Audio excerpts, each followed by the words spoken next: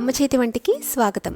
అమ్మ చేతి వంటలో ఈరోజు మనం వెజిటబుల్ పలావ్ని చాలా టేస్టీగా రుచికరంగా ఎలా తయారు చేసుకోవాలో చూద్దాం. మొన్న హోటల్కి వెళ్ళాం కదండి, అక్కడ ఈ వెజిటబుల్ పలావ్ని టేస్ట్ చేసాం. చాలా టేస్టీగా అనిపించింది. ఇంటికి వచ్చిన తర్వాత ఎలా చేయాలని ట్రై చేశాను. చాలా బాగా కుదరడంతో మీకు షేర్ చేయాలని ఈ రెసిపీని ఈరోజు పెడుతున్నాను. ఈ వెజిటబుల్ పలావ్కి ముందుగా ఒక గ్లాసు బాస్మతి రైస్ని ఒక గిన్నెలో వేసి వాటర్ వేసి ఒక అరగంట పాటు నానబెట్టుకోండి.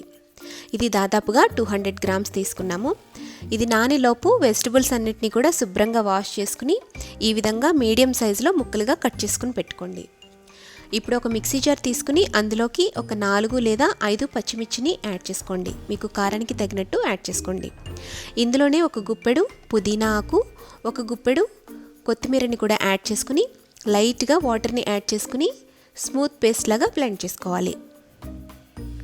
ఈ విధంగా మెత్తగా బ్లెండ్ చేసుకుని ఒక పక్కన పెట్టుకోండి. నెక్స్ట్ స్టవ్ మీద ఒక కుక్కర్ని పెట్టుకోండి.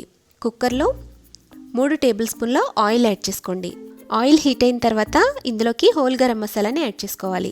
బిర్యానీ ఆకు, దాల్చిన చెక్క, లవంగ మొగ్గ, యాలకులు, అనాస పువ్వు, కొంచెం షాజీరా, అలాగే కొద్దిగా జీడిపప్పుని కూడా యాడ్ చేసుకుని దోరగా ఒక 2 నిమిషాల పాటు లో ఫ్లేమ్లో వేయించండి.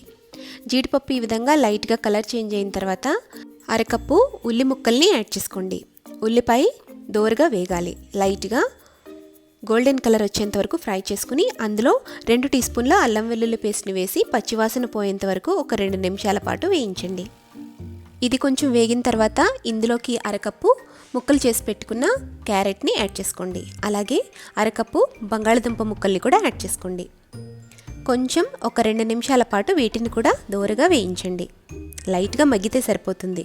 తర్వాత అరకప్పు బీన్స్, అలాగే అరకప్పు ముక్కలుగా కట్ చేసి పెట్టుకున్న క్యాప్సికమ్, పావు కప్పు పచ్చి బఠానీని యాడ్ చేసుకోండి. ఇలా అన్నిటిని యాడ్ చేసుకుని వీటిని కూడా కొద్దిసేపు వేయించండి. మీడియం ఫ్లేమ్లో కొంచెం సేపు వేయించిన తర్వాత ఇందులోకి ముక్కలుగా కట్ చేసి పెట్టుకున్న అరకప్పు టమాటాని యాడ్ చేసుకోండి. ఇక్కడ వెజిటబుల్స్ అన్నిటినీ కూడా అరకప్పు కింద తీసుకున్నాం. పచ్చి బఠానీని మాత్రమే పావు కప్పు తీసుకున్నాం. అంతా కలుపుకుని ఒక 2 నిమిషాల పాటు లో ఫ్లేమ్లో మగ్గించండి. టమాటా కొంచెం మగ్గిన తర్వాత తిరిగి మరొకసారి కలుపుకుని ఇందులోకి మనం గ్రైండ్ చేసి పెట్టుకున్న పచ్చిమిర్చి పేస్ట్ని వేసి ఒక 3 నిమిషాల పాటు మీడియం ఫ్లేమ్లో బాగా వేయించండి. పచ్చివాసన పోయేంత వరకు బాగా వేగాలి. ఈ పేస్ట్ అంతా కూడా చక్కగా వేగి ఆయిల్ కొంచెం సపరేట్ అవుతున్నప్పుడు ఇందులోకి రుచికి సరిపడా ఉప్పుని యాడ్ చేసుకుని మిక్స్ చేసుకోండి. అంతా కలుపుకున్న తర్వాత ఇందులోని ఇప్పుడు మనం నానబెట్టుకున్న బాస్మతి రైస్ని యాడ్ చేసుకోవాలి. రైస్ మొత్తాన్ని యాడ్ చేసుకుని రైస్ని కూడా ఒక 2 నిమిషాల పాటు మీడియం ఫ్లేమ్లో బాగా కలుపుకొని వేయించండి. తర్వాత ఇందులోకి మనం ఎసరు పోసుకోవాలి. 1 గ్లాస్ బాస్మతి రైస్ తీసుకుంటున్నాం కాబట్టి ప్రెషర్ కుక్కర్లో ఉడికించేటప్పుడు 1 గ్లాస్ బాస్మతి రైస్కి 1.25 గ్లాస్ వాటర్ సరిపోతుంది. నార్మల్గా గిన్నెలో ఉడికించినట్లయితే 1 గ్లాస్ బాస్మతి రైస్కి 1.5 గ్లాస్ వాటర్ యాడ్ చేయాలి. బాస్మతి రైస్ కాకుండా రెగ్యులర్ రైస్ యూస్ చేసినట్లయితే 1 గ్లాస్కి 1.5 గ్లాస్ వాటర్ పడుతుంది కుక్కర్లో అయితే. అదే మామూలుగా గిన్నెలో ఉడికించినట్లయితే 1కి 2 గ్లాసుల వాటర్ యాడ్ చేసుకోవాలి. ఏ రైస్ ఐటెం కన్నా ఈ క్వాంటిటీస్ని మెయింటైన్ చేస్తే రైస్ పొడిపొడిలాడుతూ చక్కగా వస్తుంది.